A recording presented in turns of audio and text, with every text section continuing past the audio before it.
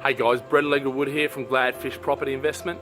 Property search, think Gladfish. Okay, so guys, what I wanted to cover today was, is buy-to-let still worthwhile investing in? I mean, in the UK, seem to have had nothing but negativity about the market and about tax changes and Brexit and all these sort of things, Trump and all this sort of stuff in 2016. And really, end of 2015, 2016 seemed to be negative, and outright warfare, okay, very one-sided warfare towards investors. And you know what?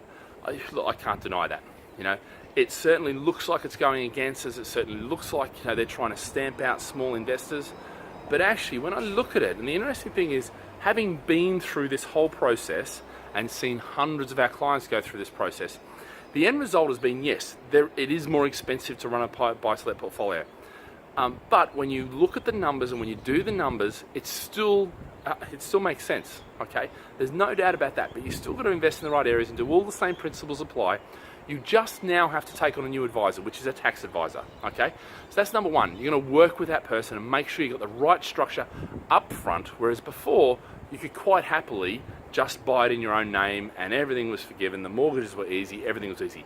Now we're going to start buying in companies, yeah, and using company law, yeah, as really the basis of what we do. And it's not just company law, it could be a limited liability partnership. So there are other options, and what I would say is speak to a professional. If you don't know who the professional is, then by all means give us a call and we can make a referral, all right? Now the interesting thing is, and I'll be doing a few videos and a whole video series on this, is the structures for you. You're going to have structure for your current portfolio that may be in your personal name. You're going to have stuff that you buy new, which may be in a company name, okay? But certainly it's become a little bit less profitable buying in your own name and having to not have the mortgage deductibility and that sort of stuff. But the point here is that whatever you're going to do now, you have to make the decision to become a professional investor. If you think you're just going to be a mum or dad that buys a property on the side, or maybe we'll just have one and we won't really have a effect on us, you're not going to, okay? You are going to have to treat this as a professional business like you would any other business, all right? This is not something you just do on the side. This is something that, and it doesn't mean you're going to take a lot of time. This is not going to take more time than it did before. The point is you have to mentally think of it as a much more professional business. And when you do that and you act like a professional owner of a business, an entrepreneur or whatever you want to call it, a business owner, then actually when you get in that mindset, you'll very quickly, okay, realize that this whole stuff in the back, this tax changes, Trumps and Brexit and all that, is all the white noise. And I can tell you, I always say the white noise of property. The white noise of property is always there.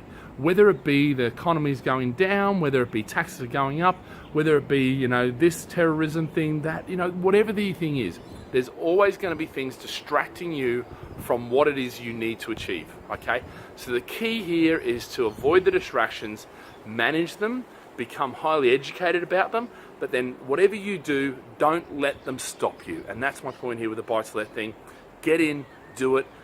There's still a massive shortfall of property that isn't being solved. And in fact, everything the government is doing is actually just going to cause even more problems for tenants and for people who haven't got property.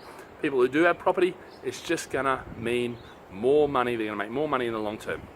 So get on board, sit down with a team, work out what it is you need to do, and very quickly you'll start to see that things aren't as bad as the media and certain people who are uneducated and aren't really involved are making out that it is.